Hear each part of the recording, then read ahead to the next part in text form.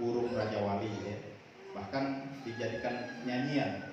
Wahai Raja Wali melintasi gunung tinggi, wahai Raja Wali melintasi badai hidup, di bawah kepak sayapnya kau bawaku terbang tinggi, melintasi langit biru bagaikan Raja Wali.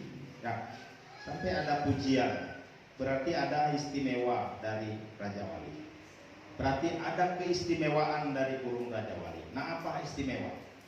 Rupanya, Bapak Ibu Saudara yang dikasihi oleh Tuhan, burung Raja Wali itu pada waktu dia mau membuat sarang, tahu sarang ya, tempatnya bertelur itu, dia memilih tempat yang paling tinggi.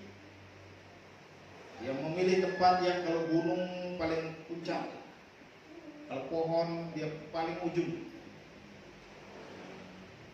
Dan saat dia mendapatkan tempat itu, pertama dia ambil ranting-ranting kayu yang ada durinya, dia letakkan di situ. Setelah itu dia ambil ranting-ranting kayu yang tidak ada durinya, taruh di atas. Setelah itu dia ambil dedaunan, daun-daun. Nah, disitulah dia bertelur. Nah, saat dia bertelur, saat dia telurnya akan menetas, di situ kata cerita itu dicabut-cabut bulu halusnya dia. Jadi bulu halusnya dia dicabut, ditaruh di atas telur-telur itu.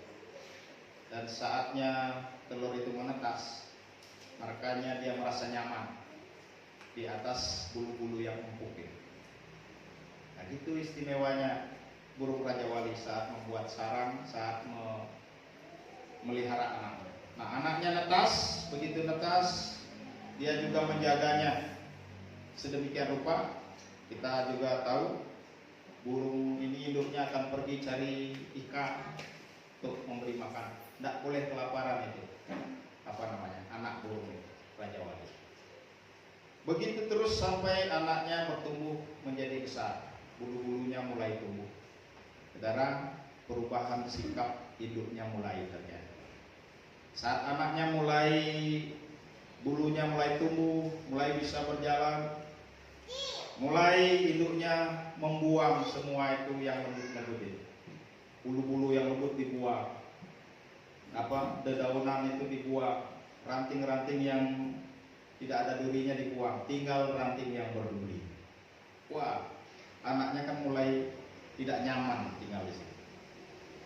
Kenapa? Mungkin dia berpikir, kenapa ibu jadi berubah? Awalnya baik, ngasih makan, ngasih tempat nyaman, tapi begitu lama-lama kok langsung dibuang semua hal-hal yang baik dan dia tinggal di tempat yang berduri. Ini rupanya anak induk Raja Wali mulai tidak nyaman.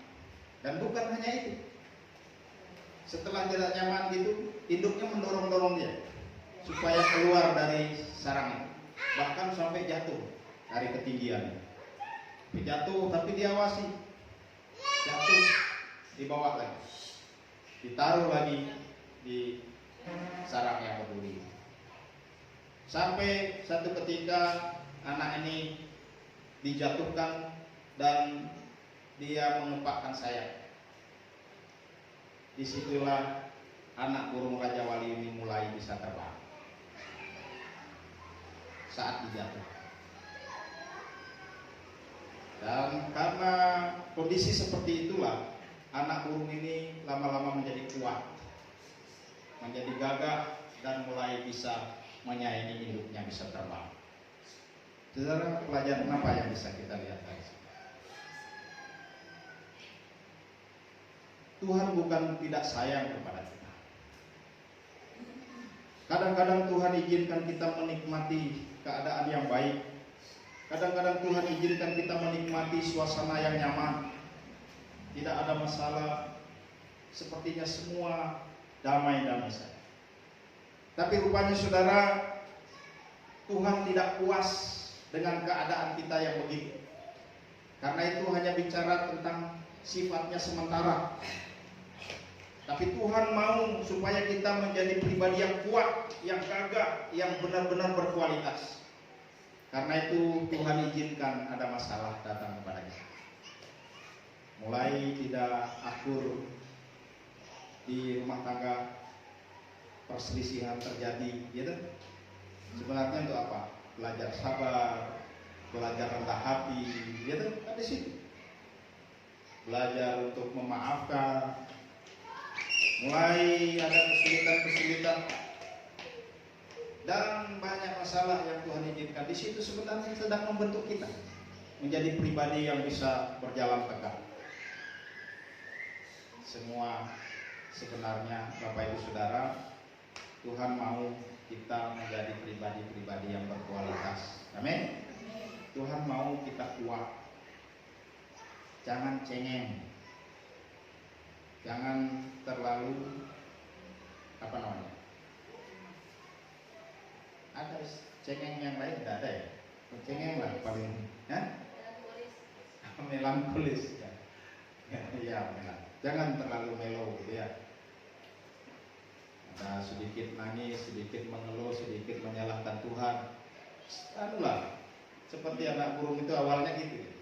Dia berpikir, ini kenapa ibu mulai kasar kepada saya. Padahal dia harusnya baik, tapi ternyata kekasaran hidupnya punya maksud yang baik. Kalau tidak begitu, ada satu kisah juga Bapak Ibu. Telur Raja Wali ditaruh di ayam. Saat dia netas, dia sudah punya bulu panjang, tidak bisa terbang.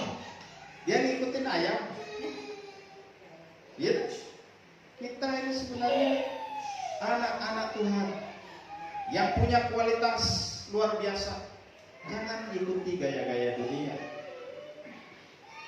Tunjukkan pribadi yang berkualitas. Nah, itulah Bapak Ibu Saudara yang dikasihi oleh Tuhan. Bicara tentang pencobaan, sekali lagi Tuhan saja dicoba, apalagi kita. Tetapi bagaimana respon kita terhadap pencobaan, itulah yang penting. Mari kita menggunakan pencobaan-pencobaan itu untuk kesempatan kita bertumbuh menjadi pribadi-pribadi yang lebih baik dari hari-hari sebelumnya. Sebelumnya kita suka marah, suka benci, tetapi karena masalah-masalah itu menguatkan kita menjadi pribadi-pribadi yang lembut, yang ramah, yang rendah hati. Tuhan kiranya memberkati kita. Mari kita berdoa. Kami bersyukur Tuhan untuk firman-Mu pagi hari ini boleh kami dengarkan bersama-sama bicara tentang pencobaan. Bahwa Tuhan tolonglah setiap kami dalam menghadapi pencobaan-pencobaan yang terjadi dalam hidup kami. Biarlah itu menjadi pelajaran bagi kami yang sebenarnya membuat kami semakin kuat, semakin kami setia mengiring Engkau. Terima kasih Bapa, di dalam nama Tuhan Yesus kami bersyukur dan berdoa. Amin.